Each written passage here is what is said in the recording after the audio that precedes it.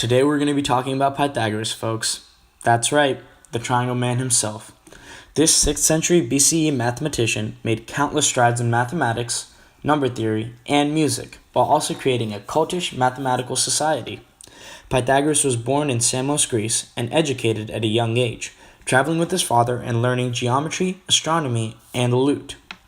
Pythagoras continued his education in Egypt, discussing mathematics and astronomy with Egyptian priests. It's actually from these priests that Pythagoras got some of the strict rules of his society, such as their absolute secrecy, their avoidance of animal wear, and their aversion to beans.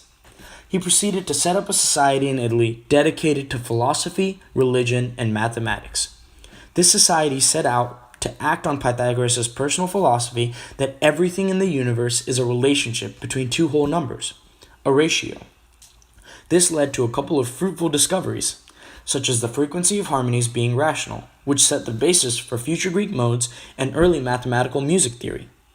However, this worldview was incomplete, as his work on triangles led him to look for a ratio between the sides of an isosceles right triangle, something that didn't exist. Inadvertently, through attempting to prove the rationality of isosceles right triangles, the Pythagoreans discovered irrational numbers.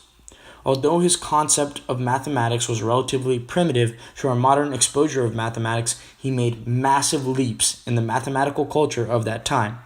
He changed the identity of numbers from an adjective describing the amount of something to an abstract concept of existence that would spur Hellenistic number theory for generations to come.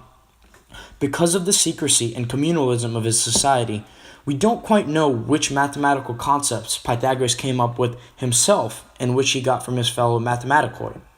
Regardless, Pythagoras is an incredibly influential visionary within the math world, who dictated the future of Hellenistic mathematics through a society dedicated to the research of the universe that inspired even the likes of Plato and Aristotle.